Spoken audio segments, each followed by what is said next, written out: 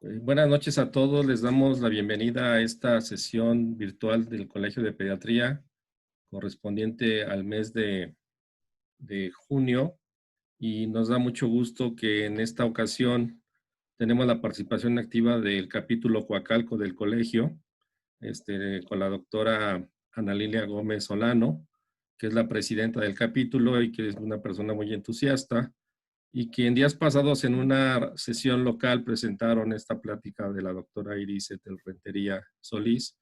Nos pareció excelente y consideramos que valía la pena replicarla para todas las personas del Colegio de Pediatría y de otros colegios y de la República a través de CiberPets.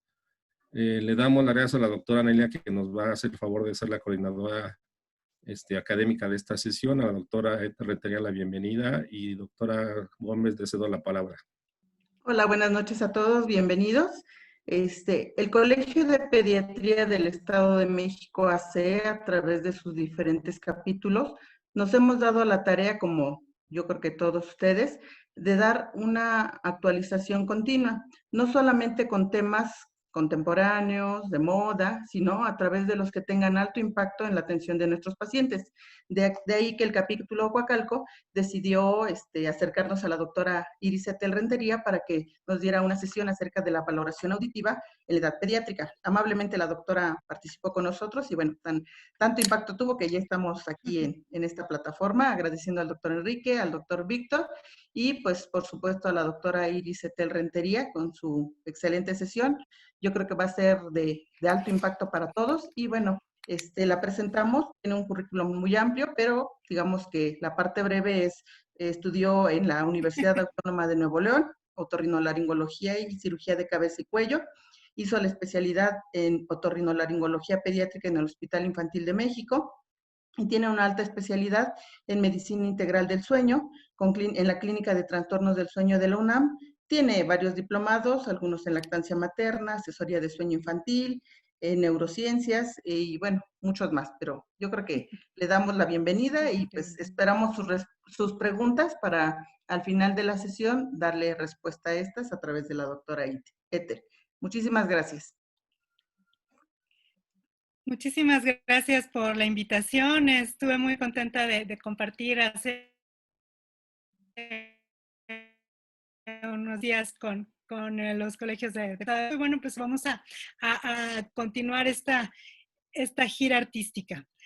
Como les dijo la doctora Ana Lilia y los doctores previamente, yo me llamo Iris Rentería, soy otorrinolaringóloga pediatra. No, en mi práctica profesional no veo adultos, me dedico exclusivamente a niños, y esto me da una perspectiva bastante más cercana a lo que hacen ustedes que a los que hacen los colegas de mi especialidad primaria. Entonces, bueno, algo que compartimos es la evaluación primaria de la audición, y el objetivo de esta sesión es ver cuáles son nuestros puntos de encuentro y cuáles son las áreas en donde podemos profundizar más en el conocimiento para el primer contacto. Entonces, bueno, pues sí ya les platicaron, soy médico cirujano, soy pediatra y bueno, pues me dedico, y esto lo comenté previamente, primariamente más a trastornos de la vía aérea, pero siempre es un gusto y me da mucho, pues me sirve a mí también, me da mucha alegría estar compartiendo otros temas, variar un poquito a la rutina en donde yo habitualmente me muevo y que finalmente son parte de la consulta diaria. Para empezar esta presentación, quiero declararles que no tengo ningún conflicto. Si en algún momento ustedes me escuchan mencionar alguna marca o algún tipo pues, comercial, sepan por favor que no tengo ninguna relación económica.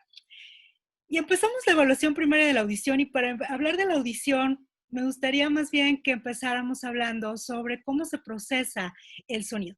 Si yo les pongo enfrente esta imagen, bueno, me gustaría saber qué está pasando por su mente en estos momentos. Tin, tin, tin, tin, tin, tin, tin, tin, tin, tin, tin, tin, tiririri, tin, tin, tin, tin, tin. Entonces, estas cuestiones no es solamente algo que nos estemos imaginando, es un proceso que es totalmente una lección en neurociencias.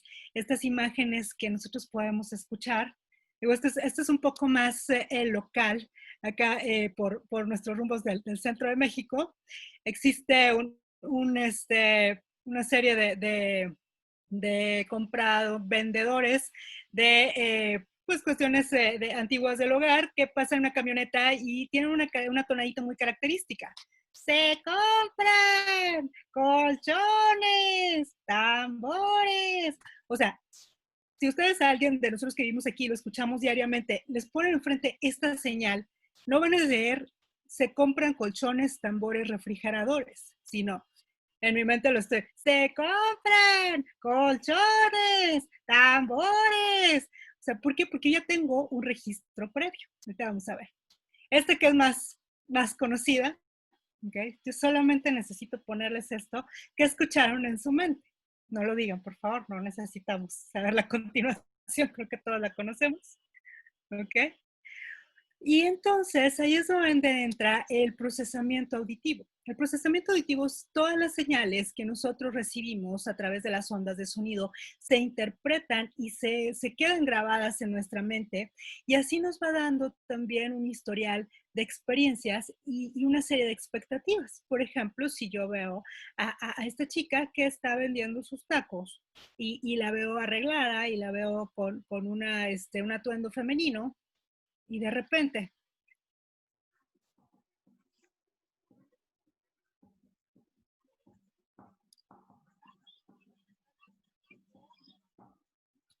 ¿qué pasó ahí?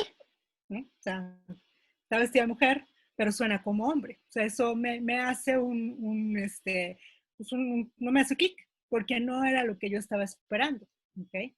Y entonces, todas estas cuestiones que ahorita ustedes estuvieron experimentando, realmente tienen que ver con el procesamiento auditivo central. El procesamiento auditivo central, si nosotros vamos a hablar de la audición, es necesario que nosotros conozcamos cómo se procesan los sonidos, porque es muy fácil de que yo les ponga el dibujito clásico que todos conocemos y poner una orejita y decir, el sonido entra por el oído externo, pasa por el medio y pasa. Pues sí, pero ¿qué pasa después? Todos sabemos que pasa el sonido por el oído externo, por el oído medio, por el oído interno y luego, ¿ok? Que eso es lo que vamos a medir. Y eso es lo que me interesa más que quede la conciencia a partir de esta sesión, porque esa es la relevancia de nosotros entender cómo evaluamos la audición y qué repercusiones tiene. ¿Okay? Entonces, primariamente nosotros vamos a tener el reconocimiento del sonido en la cuestión más básica, tonos, altos, bajos, graves, agudos, y en qué secuencia me los fueron presentando. ¿Okay? Y eso lo va a hacer la corteza auditiva primaria. La corteza auditiva primaria se encuentra en el área temporal y es, bueno, pues en esa zona donde vamos a reconocer, únicamente estamos hablando de sonido. Tenemos otra área, que es el área de Wernicke, que está ahí muy relacionada también en el área temporal, en donde se va el procesamiento del lenguaje. O sea, yo ya voy a entender, comprender las sílabas unidas para formar palabras, las palabras unidas para formar oraciones y la comprensión general del mensaje articulado que se me está enviando para los casos de que. De ahí vamos a tener un circuito que viene hacia la corteza prefrontal. En el lóbulo frontal se van a concentrar las funciones ejecutivas, o sea, aquellas que tienen que ver con la atención, con la memoria, con el juicio, con la calidad de valor que nosotros le vamos a dar y con la conducta social, cómo voy a comportar yo en consecuencia, ¿ok? Y va a dar una respuesta tanto motora, ¿ok? Como de conducta, ¿ok? Si yo estoy escuchando un tono muy familiar, ¿qué onda? O sea, pues voy a, ¿cómo estamos, no? Estamos hablando, por ejemplo, en esta sesión, bueno, pues yo tengo que dirigirme de una forma profesional. Mi entonación, mis movimientos van a cambiar porque yo estoy interpretando de acuerdo a la audición que estoy en una situación diferente. Y vamos de ahí, no solamente es un arco de recepción y respuesta, también tenemos un circuito de almacenamiento. Y esto ya nos va a guiar a otra parte del cerebro, que es la parte, una de las más fascinantes y misteriosas, que es el sistema límbico, en el cual se van a procesar las emociones, los recuerdos, la interpretación. Y bueno, lo primero en donde vamos a tener un efecto es en la amígdala, que nos va a dar una respuesta emocional. Si yo estoy escuchando una canción que yo estaba escuchando cuando viví una emoción muy agradable, bueno, la siguiente vez que la escuche, me lo va a recordar, ¿ok? Voy a sentir esa emoción. Un sonido muy desagradable de una experiencia muy complicada me va a detonar es una angustia, me va a soltar las emociones complicadas. Y también tiene que ver con la corteza entorrinal y el hipocampo, que es donde vamos a tener el almacenamiento de memoria y de recuerdos. Por eso, cuando ves la imagen del playlist donde está Luis Miguel y dice, nada más así dice, ¿será que no me amas? ¿Será que no me amas? ¿Mm? O sea, por eso, porque ya lo tienes registrado, porque ya tuviste una experiencia y ya se quedó almacenado. ¿Okay? Entonces, todo este recorrido que da el sonido es algo que no podemos negarle a un paciente. Cuando nosotros tenemos un problema de audición, algo que puede ser incluso tan simple, tan sencillo como una otitis serosa, como un tapón de cerumen, bueno, estamos interfiriendo en toda esta maquinaria que va a generar reconocimiento, procesamiento y almacenamiento con una connotación de los sonidos. ¿Okay? Ahora sí, estoy obligada a poner esta diapositiva en este tipo de sesiones. Entonces, pues, esto es algo que yo creo que ustedes saben mejor que yo. Ya lo sabemos que el sonido va a llegar a través del oído externo, el pabellón auricular, con su forma, con su tamaño y su anatomía característica, nos ayuda a funcionar como un amplificador, nos va a trasladar el sonido. Lo vamos a recibir a través del conducto auditivo externo y va a llegar al tímpano, el que ven marcado ustedes con el número 2, que es donde pues cada onda de sonido va a hacer que el tímpano vibre. ¿Okay? Es una membrana que está a tensión y tiene la capacidad de vibrar con diferente intensidad, dependiendo de qué tan espaciadas o qué tan juntitas vayan las ondas de sonido. Se puede vibrar mucho más rápido o puede vibrar un poco más lento. Entonces vibra el tímpano y al interior del oído medio va a hacer vibrar la cadena osicular, la cadena de los huesecillos, el martillo, yunque y estribo. Y el estribo al final va a funcionar como una especie de telégrafo en el cual la energía mecánica, que es la vibración, nos la va a trasladar a través de la vibración que se va a dar adentro de la cóclea, la que viene marcada con el número 3. Vamos a convertirlo por medio de las células ciliadas, que son toda una capita que está forrando las diferentes vueltas de la cóclea. Vamos a convertir la energía eléctrica. Vamos a convertir a través de los potenciales de acción, se van a ir hacia el nervio auditivo ya como un impulso eléctrico. ¿Okay? Entonces, esa es como la vía habitual, la vía aérea, la que todos conocemos, pero también tenemos una vía secundaria de audición, que es la vía ósea, que es que a través de los huesos planos del cráneo y en general los huesos de todo el cráneo, lo vamos a ver ahí, va a viajar directamente el sonido, o sea, brincándose el oído externo, el oído medio, va a llegar directamente hacia la cóclea. Entonces tenemos esas dos formas de escuchar y cualquiera de las interrupciones o de cualquier obstáculo que vaya a interferir con este paso para que después se vayan al procesamiento central, pues es lo que nos va a generar problemas auditivos. Entonces, eso es lo que tenemos que evaluar en la consulta. ¿Y cómo lo vamos a evaluar? Pues obviamente por partes, ¿ok? Cuando hablamos del oído externo, pues veremos la forma e implantación del pabellón auricular, los pabellones auriculares cuando tenemos alguna anomalía congénita, por ejemplo la microtia, pues, o la atresia o estenosis del conducto auditivo. Vamos a tener pues definitivamente una disminución en la dinámica de percepción, de aceptación y conducción del sonido. Si el conducto auditivo externo, tenemos que evaluar de primero que ninguna otra cosa su permeabilidad, además de su tamaño y algunas condiciones, sobre todo congénitas, donde el diámetro va a estar disminuido, pero también puede estar obstaculizado por cuerpos extraños, por inflamación, por secreción, por cerumen, etcétera. Entonces, esta debe ser nuestra primera evaluación.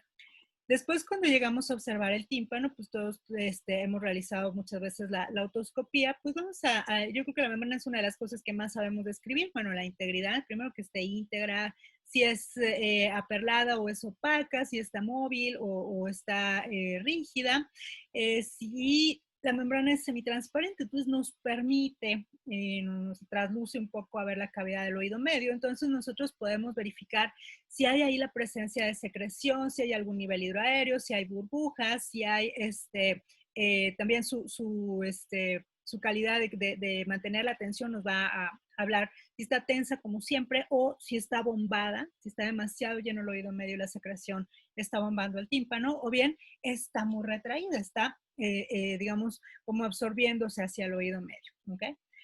Esas son las partes que podemos ver desde afuera con una otoscopía. La parte que tiene que ver con el oído interno, esa no la vamos a ver, pero lo vamos a evaluar a través de otras cuestiones, precisamente hablando de dos, que es algo que ya mencionaban previamente al inicio de esta plática, la conducta. ¿Okay? Muchas veces pensamos que un niño que no escucha es un niño que nos va a hacer siempre la pregunta de ¿eh?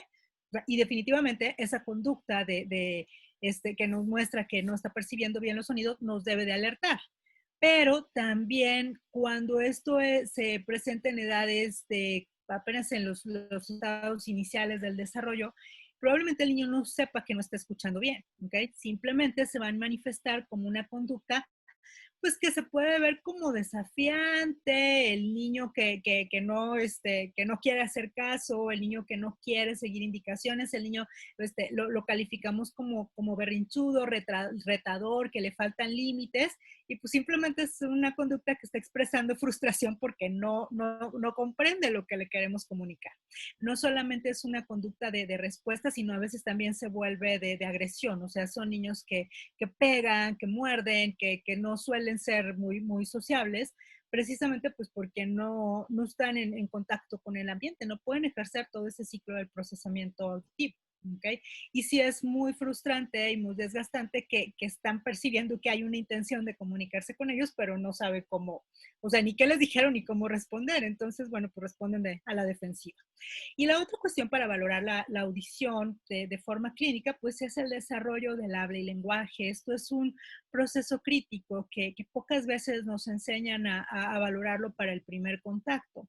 Ustedes como pediatras de cabecera, o sea, ustedes que son el médico que acompaña, tienen múltiples oportunidades y en muchas de ellas, bueno, pues en las consultas del niño sano se van a ver estos aspectos del desarrollo, pero llama la atención que el tema específico del desarrollo del habla no se profundiza tanto como lo hacemos con los hitos motores o con otras cuestiones que son más gruesas. Para esto también contamos con herramientas estandarizadas, porque anteriormente, bueno, pues pensábamos que la valoración de la audición era, bueno, pues hacemos el clásico aplauso o la sonajita, el niño así como que voltea, sí, oye, muy bien. Y no, ya ahora sabemos que, bueno, sobre todo en las etapas críticas del desarrollo, que son los primeros 2 años de vida, es muy importante que vayamos monitoreando cómo se van presentando los hitos auditivos. Más bien aquí lo valoramos indirectamente a través del desarrollo del lenguaje. Entonces, los niños aprenden a hablar y a comunicarse conforme están escuchando.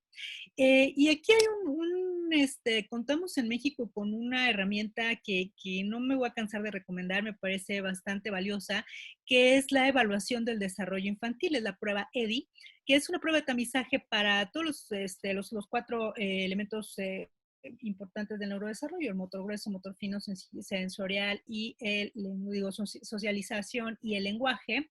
Y es una herramienta precisamente pensada para el primer contacto, en donde con un par de preguntas por cada grupo de área del neurodesarrollo, tú puedes ir evaluando si el niño va de acuerdo a la edad. Y es que también cometemos digamos, como el error de pensar que si está bien en un aspecto del neurodesarrollo va a estar bien en todo. Si no, a lo mejor va adecuadamente en el desarrollo motor, adecuadamente en la parte socialización, pero el lenguaje se me está quedando un poquito más atrás. Entonces, esa es la importancia de tenerlo. Y es una herramienta que me parece muy sencilla para la consulta. Se puede descargar de forma gratuita. La realiza el área de pediatría del desarrollo del Hospital Infantil de México Federico Gómez y de hecho periódicamente también tienen sus capacitaciones gratuitas para poderla aplicar. Es una herramienta que a ellos les interesa mucho que se difunda.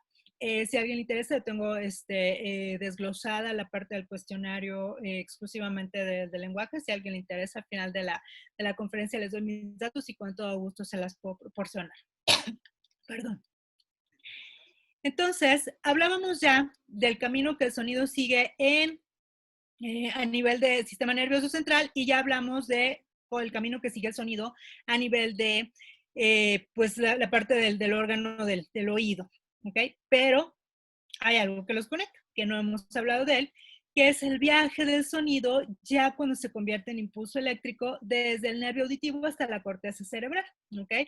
Y este es un camino que, bueno, pues va brincando como si fueran las estaciones del metro, va en diferentes estaciones que son los grupos de neuronas que van recibiendo el sonido. Y lo que hay entre esos grupos de neuronas pues son axones que las van conectando y van transmitiendo esa señal. Entonces, el camino, digamos, que sigue desde afuera, pues va a ser a través del oído externo, ¿ok? El pabellón del conducto auditivo, pasa al oído medio, ahí todavía viene como una onda mecánica, entra a la cóclea y ahí es donde se va a convertir de una onda mecánica a un impulso eléctrico.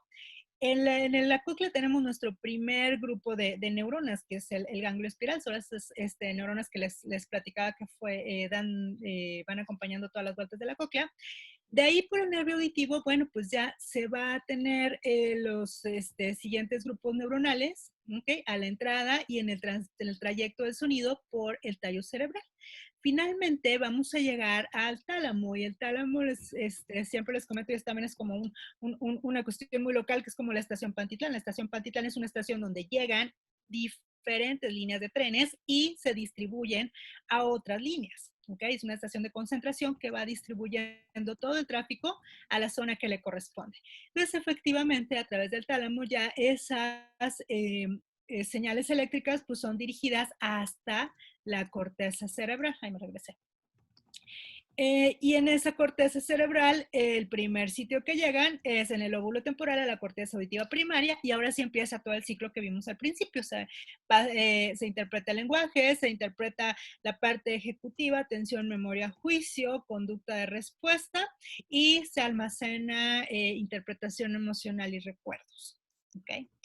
Entonces, si ustedes se fijan, esto es algo muy relevante, sobre todo en los primeros años de vida, porque esas aferencias sensoriales, es decir, todos los estímulos que se tienen desde afuera a llegar hasta el sistema nervioso, también son, como en todo tipo de estimulación, los que van a definir cuántas y de qué calidad tenemos nuestras conexiones cerebrales, ¿okay? Nuestras conexiones al interior del sistema nervioso.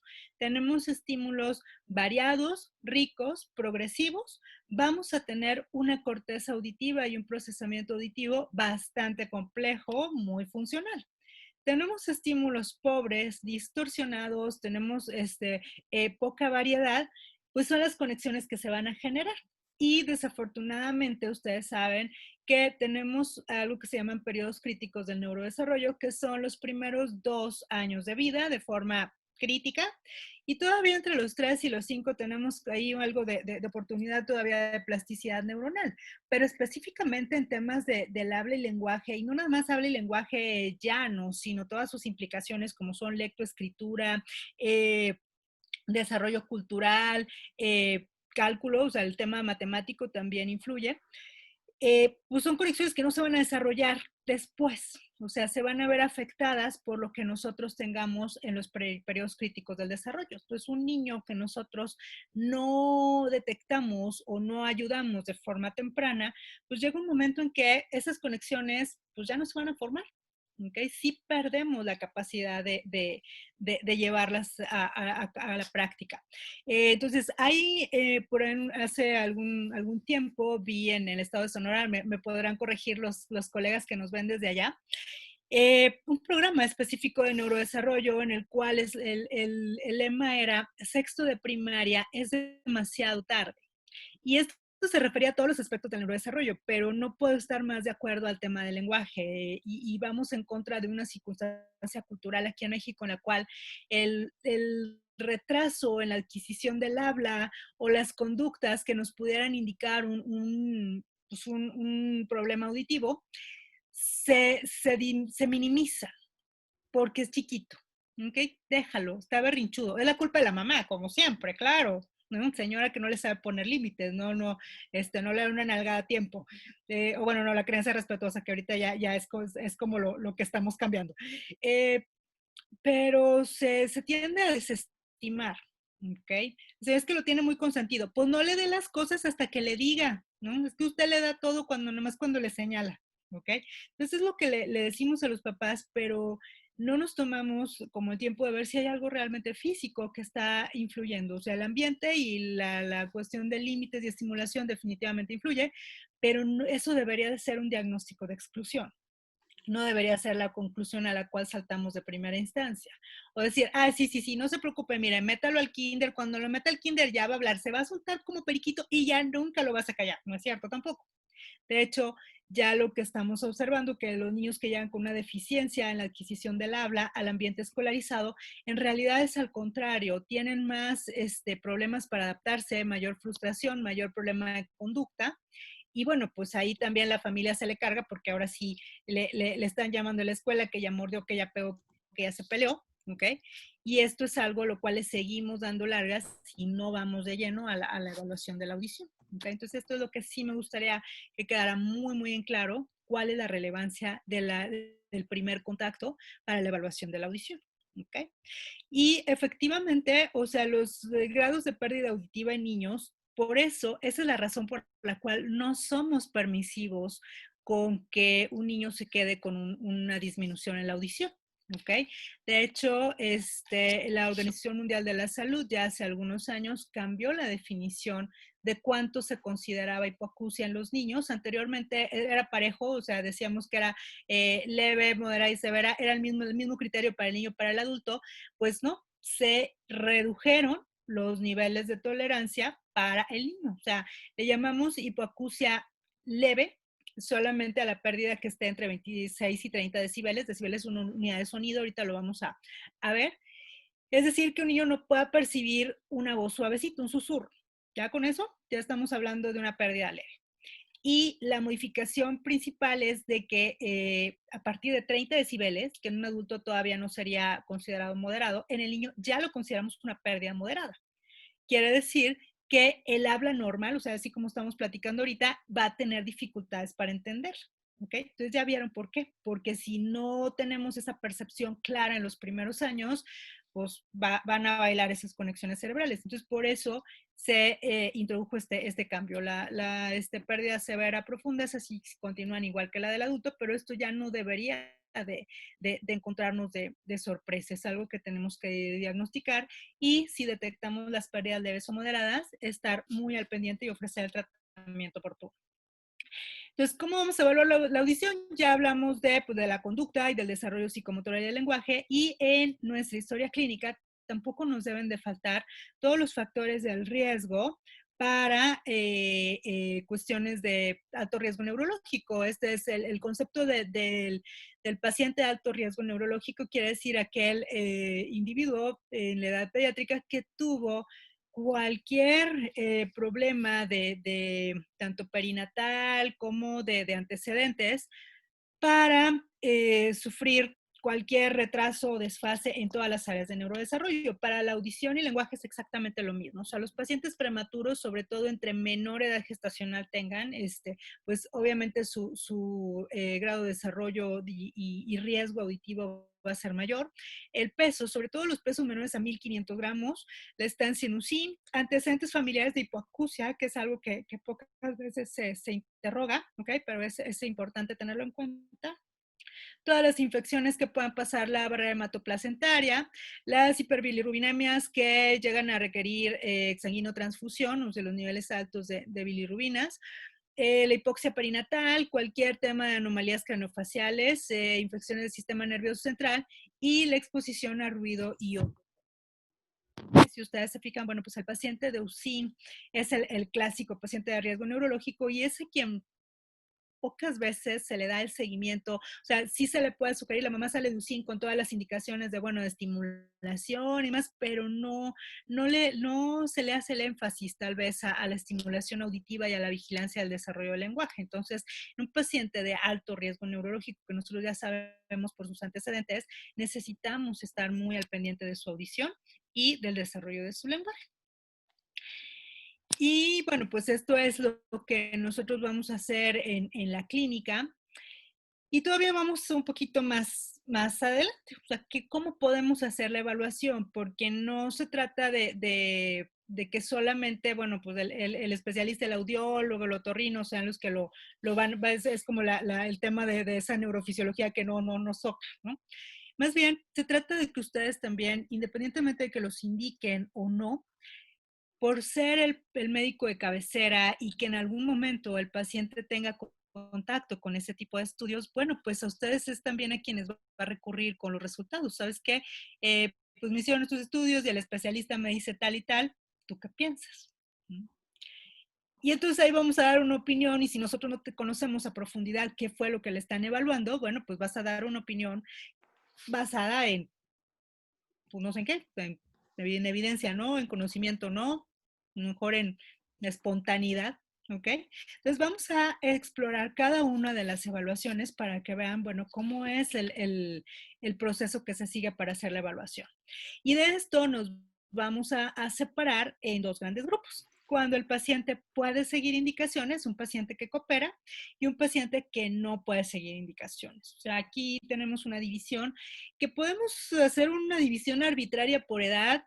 Pues sí, la podríamos hacer, vamos a grosso modo, diciendo que pues a partir de unos, ¿qué les gusta? Ustedes saben más de esto que yo, unos 4 años, un paciente preescolar, podríamos hablar de que podemos tener ya un cierto grado de cooperación y depende del preescolar.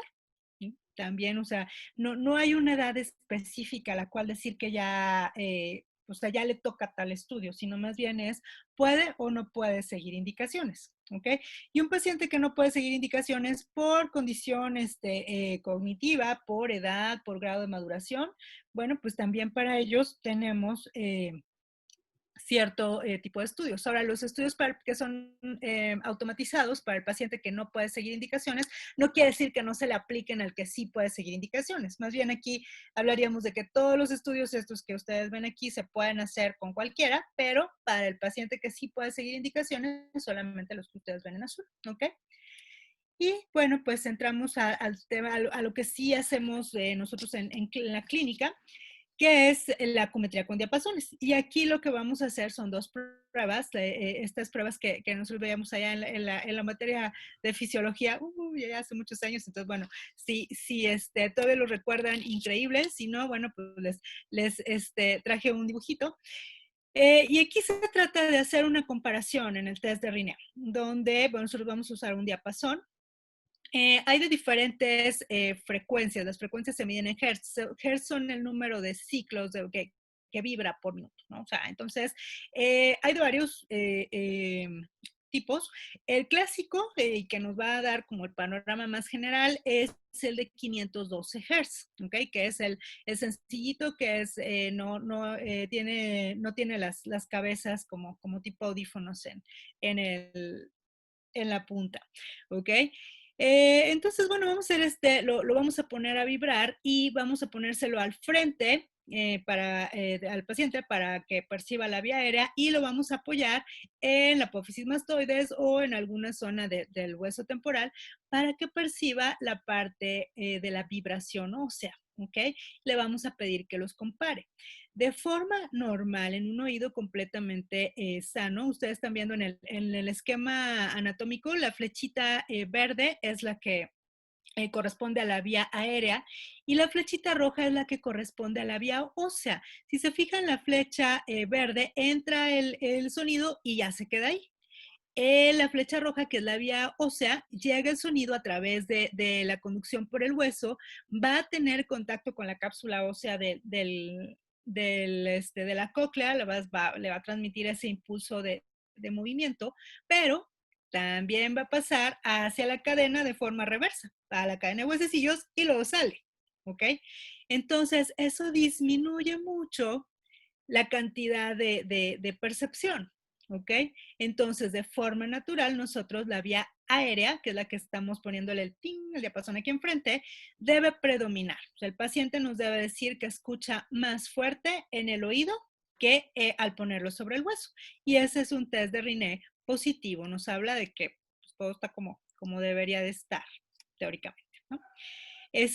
Si nosotros tenemos una hipoacusia conductiva, como en la imagen están viendo la figura que tiene el número 2, ¿ok? Va a llegar el sonido, ¿ok?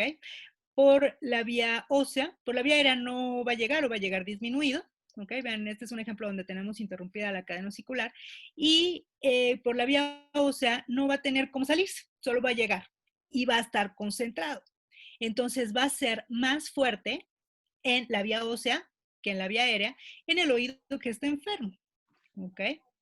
Si tenemos una hipoacusia neurosensorial, podríamos no tener percepción o podríamos tener un test positivo. Nada más que a lo mejor comparativamente con el otro oído se tendría una menor percepción.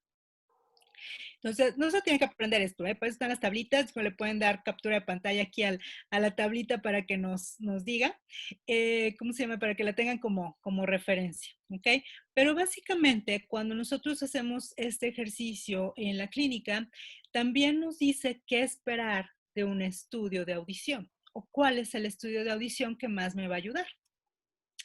Entonces, pues vayamos continuando con los test que son de cooperación, pues vamos con el clásico y el que nos va a dar información de todos los procesos, de todos los caminos del proceso auditivo. Okay, nos va a dar información del oído externo, del oído medio, del oído interno, del trayecto por el tallo cerebral y del procesamiento auditivo.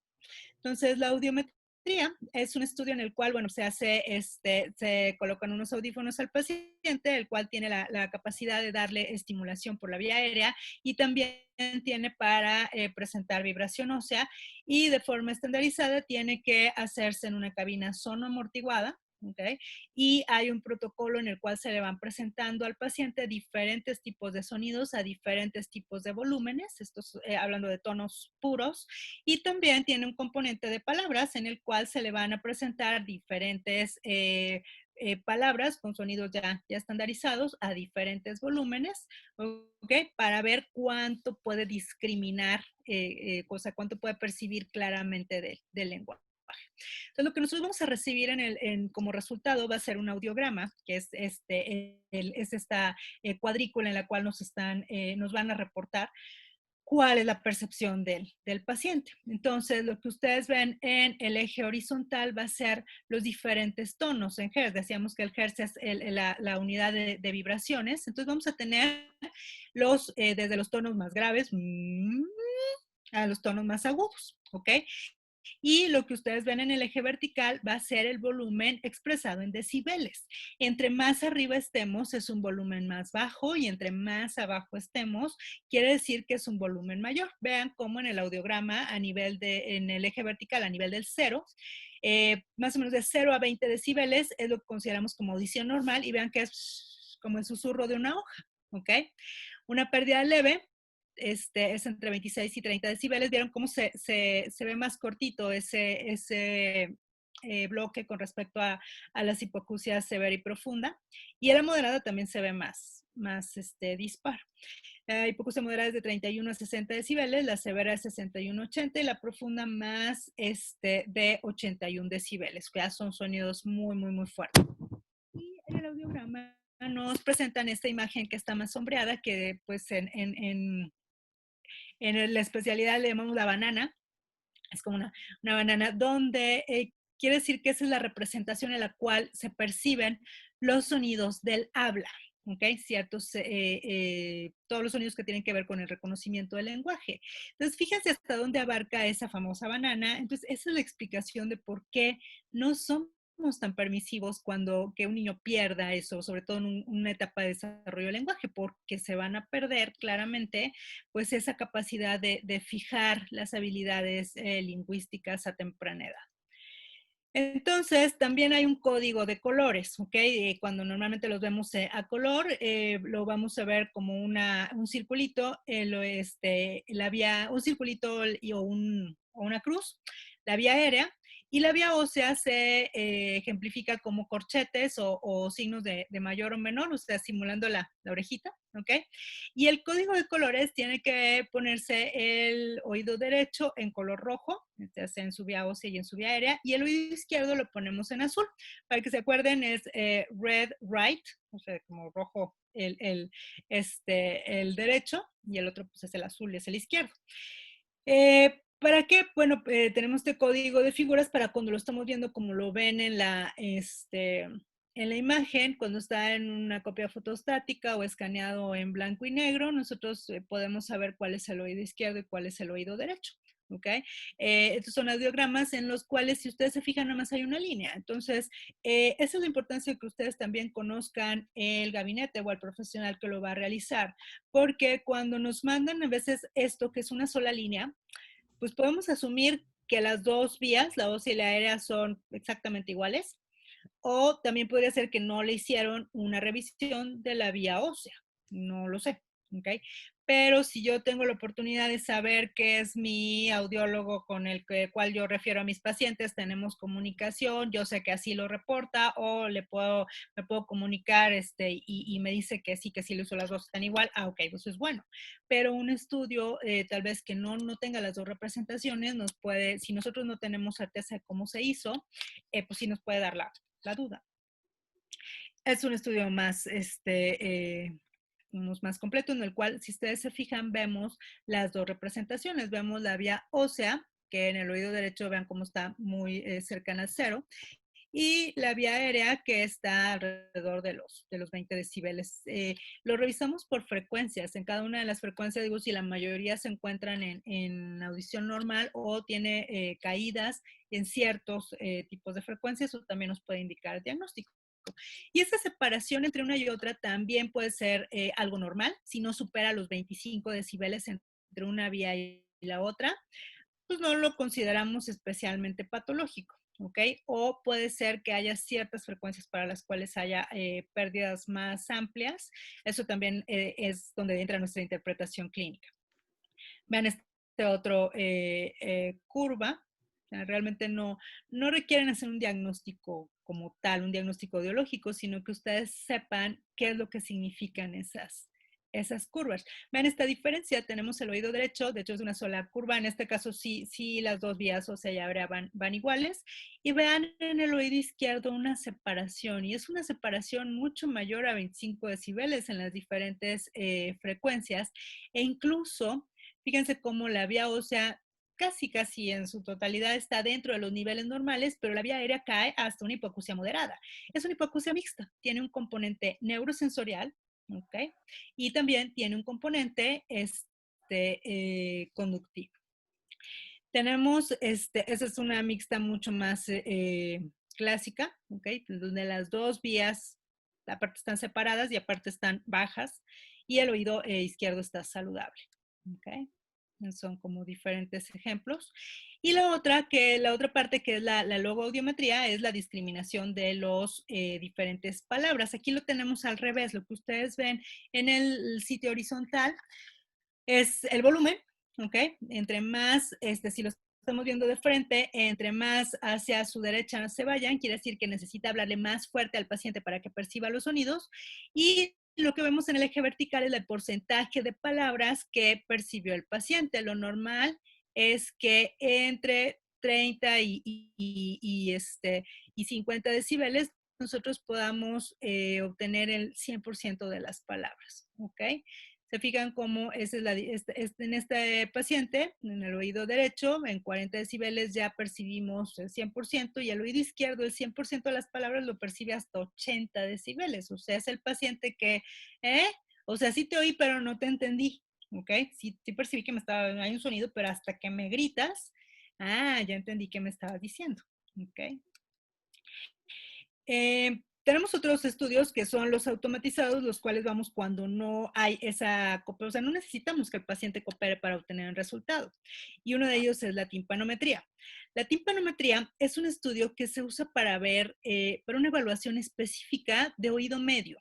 No es un test que nos mida agudeza auditiva. Es un test que nos va a medir, como se le pone el impedanciómetro, que es una especie de pistolita, que va a producir una sola onda de sonido, un clic se le llama, ¿ok? Y va a medir esa onda de sonido, cuál es el movimiento de entrada y de salida que tiene el tímpano, ¿ok? Entonces nos va a presentar una gráfica de la presión, ¿ok? Que tenemos, o sea, y la compliance, es decir, el movimiento que tuvo. Nosotros el tímpano lo debemos de tener siempre en posición neutral, ¿ok? Entonces la presión que esperamos es de 0 decapascales. La presión negativa, o sea, un tímpano muy chupado, lo vamos a ver en el área negativa, ¿ok? Y la capacidad en mililitros, en centímetros cúbicos que tiene el oído medio es de aproximadamente 1 mililitro. Entonces, vamos a tener la intersección de la curva de entrada y de salida en 0 decapascales y 1 mililitro, ¿ok? Que es la curva de en medio que ustedes ven ahí. Podemos tener ciertas variantes donde a lo mejor es una membrana muy móvil, ¿ok? Que se movió demasiado. Y a veces hay un movimiento un poquito más corto, pero bueno, finalmente tenemos esa movilidad en una presión neutral, ¿ok? Y entonces las curvas van a estar descritas de acuerdo a la clasificación de Jerger, que es el doctor que las propone, en el cual una otoscopía normal, ¿ok? Con una movilidad normal de la membrana timpánica y un oído medio completamente libre, pues nos va a dar esta conformación, la curva A, que es la clásica, es la que ustedes ven en el centro, pero podemos tener la short, que es la pequeña, o una AD, que es como muy hipermóvil, ¿no? Entonces, esa movilidad que ustedes ven con la otoscopía neumática, o sea, nosotros cuando hacemos una otoscopía neumática en el consultorio, estamos previendo, ya deberíamos de esperar qué va a salir en una timpanometría, ¿ok? De hecho, en cuanto a sensibilidad y especificidad, es mucho más sensible y específica la otoscopía neumática, pero bueno, pues si ya viene el test, o sea, también nosotros debemos saber qué anticipar. Una curva AD es una compliance aumentada, como les decía, o sea, una membrana muy móvil. Esto pasa a veces en membranas que fueron se perforaron y la capa que se regeneró quedó como hiperlaxa, quedó un segmento muy, muy móvil, pero el oído medio está libre y está limpio, ¿no? O bien tenemos una trompa de Eustaquio que está pues abierta, no hace un buen sello, permite que la membrana timpánica se movilice de más. Okay, eso es lo que significa. Es la curva grandota. Pues, una trompa de Eustaquio como patulosa. Una curva short, que es esa movilidad limitada, puede verse a la estructura como tal, una rigidez de la membrana timpánica, o bien el oído medio tiene un poquito de ocupación. O sea, tiene una discreta cantidad de líquido que no va a impedir la movilidad, pero sí la limita. ¿Okay? Las curvas B es una conformación completamente diferente. Es una curva completamente plana. Se fijan en el esquema, pues ni para atrás ni para adelante. O sea, no. Y lo vemos desde la otoscopía. O sea, tú ves una membrana bombada, la secreción espesa, haces una otoscopía neumática y ni siquiera se mueve, nada más ahí como que echamos el aire, pero no se movió. Claramente podemos imaginar que tenemos el oído medio ocupado y no ocupado poquito, sino completamente, o una trompa de Eustaquio que está, bueno, pues aquí evidentemente se acumula el líquido porque la trompa de Eustaquio está obstruida. Okay. Tenemos otra conformación que es la retracción. Les platicaba que es la presión negativa, o sea, esa membrana que está chupada, vean la cadena de huesecillos de esta imagen, cómo está, así como toda recubierta como si fuera el playo, el plástico que le ponen a las carnes en los supers, está sumamente retraída. Entonces aquí nos habla una obstrucción crónica de la trompa de Eustaquio, y también es importante que nosotros verifiquemos, bueno, la estructura del tímpano, que no empiece a hacer bolsas de retracción, que es decir, se empieza a introducir el segmento cutáneo con todo y enzimas y demás, como es el colesteatoma. ¿Ok? Entonces, dependiendo de la forma, eso tampoco se lo tienen que aprender, simplemente es comprender la fisiopatología detrás de las diferentes curvas, ¿ok? Es lo que nos va a indicar. Pero en ningún momento, si ustedes se fijan, estamos hablando de agudeza auditiva, porque la timpanometría, por ejemplo, una curva B, puede o no puede implicar una pérdida auditiva. ¿Okay? Una hipoacusia conductiva puede o no puede tener, o sea, no es específica para decir que hay una hipoacusia. ¿Okay? Entonces, por ejemplo, si yo en el consultorio veo a este paciente que tiene las membranas opacas, abombadas, pues si hacemos una otoscopia neumática tan hipomóviles, esta es su reporte audiológico, donde tenemos algunas frecuencias. Fíjense, las frecuencias del lenguaje son entre 500 y 2000 Hz. Fíjense cómo esas frecuencias en específico están más espaciadas, ¿ok? Entonces el es una titicerosa que está teniendo una relevancia en la audición, ¿ok? Y si vemos su timpanograma, pues van a estar completamente curvas B, ¿ok? Pero como les digo, eso es algo que yo ya tendría que esperar con la otoscopía, o sea, cómo va a resultar mi timpanograma, pero sí quiero mi evaluación audiológica porque eso, yo no sé si esa calidad del moco es un moco líquido que deja pasar el sonido y no tiene una repercusión audiológica, o si la tiene, porque el tratamiento va a ser para mí como otorrino completamente distinto, ¿ok? Ven esta otra otoscopía donde tenemos pues nivel hidroaéreo. El oído izquierdo es el que está más lleno, el oído derecho ven que está como parcialmente lleno. Y como la audición del oído derecho está respetada, las dos vías óseas de izquierda y derecha están respetadas y la vía aérea izquierda, el oído más lleno, está más baja. ¿Okay? Entonces aquí tenemos mucha correlación entre cuánto estaba ocupada y el oído y cuánto no. Y vean cómo esto parece ser un líquido muy citrino, muy limpiecito, y vean el impacto que puede tener. O sea, tampoco la calidad del moco que ustedes vean es un indicador de cuánto va a salir el reporte auditivo. ¿Okay? Entonces, esa es la importancia de tener el complemento de ambas estudios. Vamos con los otros estudios automatizados y hablaremos del tamiz auditivo. El tamiz auditivo, en realidad no hay un estudio que se llame tamiz auditivo. O sea, es el hecho de ir a buscar a los pacientes que van a tener una hipoacusia detectable al nacimiento. Y para esto, tanto nuestra guía de práctica clínica lo considera, nuestra guía mexicana. A mí me gusta ejemplificarlo con el esquema de la Academia Americana de Pediatría, que es el esquema 136. Es decir, que al nacer idealmente deberíamos de hacer el tamizaje auditivo, que hay dos formas de hacerlo, con un estudio que se llama emisiones autoacústicas o el estudio completo de los potenciales auditivos. ¿Okay? Si el paciente pasa el tamiz auditivo, bueno, pues ya nada más le damos su seguimiento, pero si no lo pasa, entramos al esquema 136, que quiere decir que antes del primer mes tenemos que tener un tamizaje, una repetición de ese tamizaje, ¿ok? Si lo vuelve a fallar, antes de los 3 meses tenemos que tener una evaluación audiológica completa. Ahí sí, si no se habían hecho los potenciales auditivos, hay que hacerlos. Y el niño debe estar, si se identifica en ese momento una hipoacusia, ese niño ya tiene que entrar al rol de la evaluación de la hipoacusia congénita a nivel multidisciplinario. ¿Ok? ¿Para qué? Para que antes de los 6 meses ya tenga todas sus evaluaciones multidisciplinarias por genética, por pediatría del desarrollo, por audiología, otorrino, oftalmo, nefro, ¿ok? Y ese paciente ya esté canalizado también para estimulación auditivo-verbal y para un programa de uso de amplificadores o planear a futuro en implantación coclear. ¿Ok? Entonces, esto es súper importante que lo tengamos en cuenta. ¿Ok? ¿Y qué hacemos con los niños que sí les dimos el pase? Bueno, pues ya los dejamos y ya van, ¿no?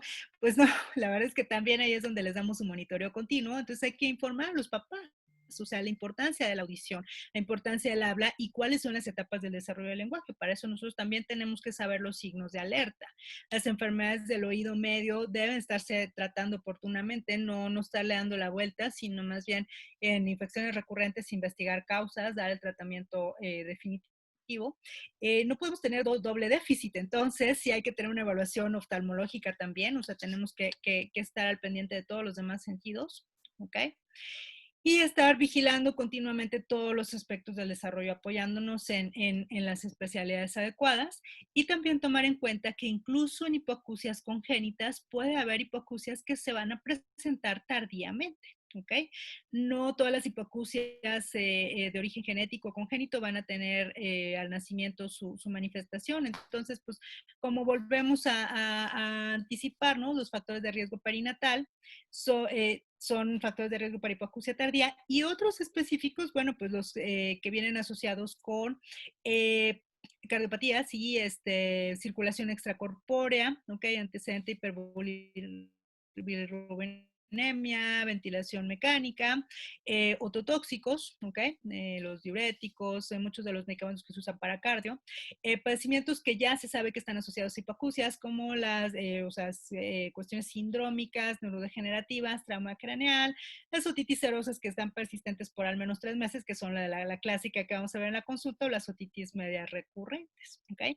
Entonces, eso es lo que le vamos a dar de seguimiento. Pero si regresamos al tamiz auditivo, ¿cómo se hace? Pues de dos maneras. Tenemos la evaluación auditiva con emisiones otoacústicas.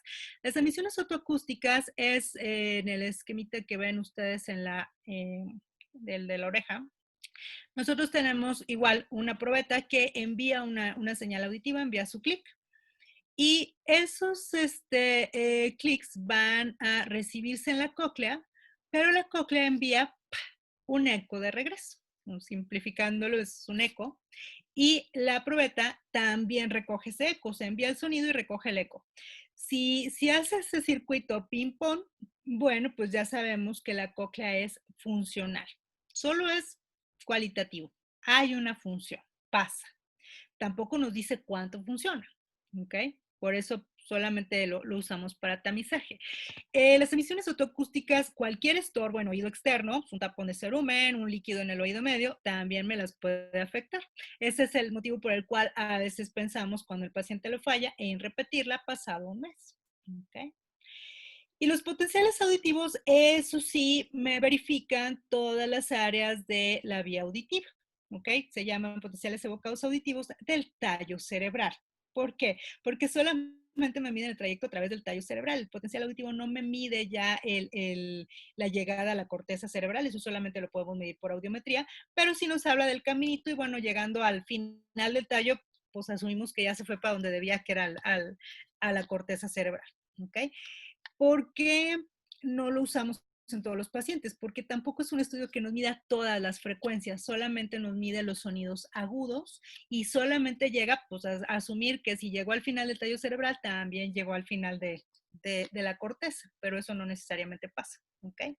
En edades en las cuales no pueden cooperar los pacientes es lo que tenemos y los potenciales se reportan con ondas, ¿ok? La onda 1, 2, 3, 4 y 5 y cada onda ¿cómo se llama? Se refiere a un área específica del tallo cerebral. Tampoco se los tienen que aprender. Es importante solo que sepan de dónde viene. ¿Ok? Entonces, cuando los comparamos, o sea, también hay que saber con qué, o sea, ¿sabes qué? Entonces yo a todos mis pacientes les voy a pedir el tamiz auditivo con potenciales. Bueno, no es necesario, sobre todo porque los potenciales requieren que el paciente esté en sueño, algunas veces hay que sedarlos, entonces aumenta el riesgo, pero es importante que ustedes sepan cuáles son las estructuras. Si yo tengo un paciente sano, sin riesgo neurológico, sin antecedentes perinatales, etcétera, probablemente con unas emisiones otoacústicas que yo sepa que la cóclea está bien, le voy vigilando en su control de niño sano su desarrollo de lenguaje, bueno, pues estamos bien. Un paciente que tiene alto riesgo neurológico, que tiene un antecedente, definitivamente tenemos que revisar nervio auditivo, tenemos que revisar tallo cerebral con los potenciales evocados. Y finalizó, bueno, pues haciendo un resumen, entonces, si nosotros vamos a hacer una comparación, entonces, una audiometría sí nos va a dar un panorama del viaje del sonido, el oído externo, el oído medio, el oído interno, o sea, sí nos puede discriminar también los temas conductivos, nos va a medir la función del nervio auditivo, nos va a medir solamente que hubo paso por el tallo cerebral, no es tan específica como los potenciales en cada una de las estaciones neuronales, y nos va a medir la llegada a la corteza auditiva, en el caso de los pacientes postlinguales, bueno, también la comprensión del habla. La timpanometría nos va a medir, pues sí, el oído externo, porque si hay un tapón o hay algo, pues no va a pasar el sonido, nos va a ayudar. Y sobre todo está centrado en conocer cómo está funcionando el oído medio. ¿Okay?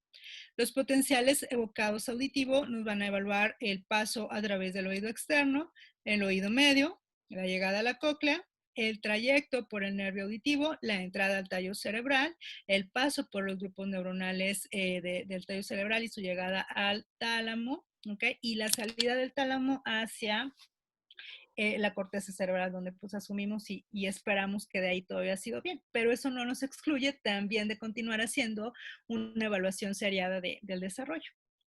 Y las emisiones otoacústicas también nos van a medir el oído externo, ¿ok? El oído medio, el oído interno, y pues hasta ahí se acabó, ¿ok?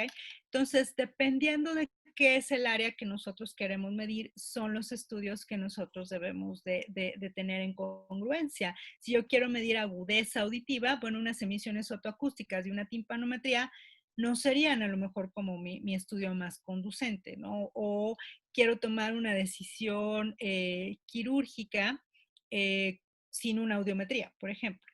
¿Okay? Yo no sé qué, o sea, porque le veo el moco adentro del oído, pero no sé si está repercutiendo o no en su audición. O sea, probablemente es una otitis algo transitorio que se iba a resolver con observación, y ya me fui a la parte quirúrgica, ¿no? O sea, no podemos definir como qué está pasando al interior solamente por la vista. La otoscopía nos da mucha información, pero la parte neurofisiológica sí se nos queda un poquito corta. Entonces es una medida complementaria. Al revés, un paciente que yo quiero retardar para cirugía, que no está muy chiquito, que se espere, oye, pero estoy teniendo un impacto grave en la audición, definitivamente es alguien en el cual no podemos permitir esa persistencia. ¿Okay? Entonces son como las diferentes variantes o combinaciones que nos van a dar estos estudios, y a partir de ahí nosotros podamos tener el mejor seguimiento y pues la interpretación correcta para guiar a nuestras familias. Les agradezco mucho su atención. Ahorita vamos a revisar el tema de las preguntas, pero independientemente de lo que comentemos en esta sesión, recibo sus preguntas y sus comentarios con todo gusto en mi correo iris@otorrinodeninos.com, o en mis redes sociales. En Instagram me encuentran como Iris Otorrino de Ninos. Perfecto, pues Muchísimas gracias, agradezco doctora. mucho. Doctora Rentería, muchas gracias por esta plática que estuvo excelente. Muchas Vamos gracias. a despedir la sesión ahorita por cuestiones de grabación, Sí. pero nos quedamos Claro, con sí, las sí. preguntas. Yo le agradezco mucho, en primer lugar, a usted, doctora Rentería, por esta plática Gracias. didáctica. También a la doctora Ana Lilia Gómez, presidente del capítulo, para las facilidades para esta plática y la coordinación. Y darle gracias también a la CONAPEM, a la doctora Soledad Millán Lizárraga, que es nuestra presidenta, por apoyarnos con esta plataforma, al doctor Enrique Mendoza, que nos apoya con CiberPets, y muchas gracias a todos, y pues cortamos grabación.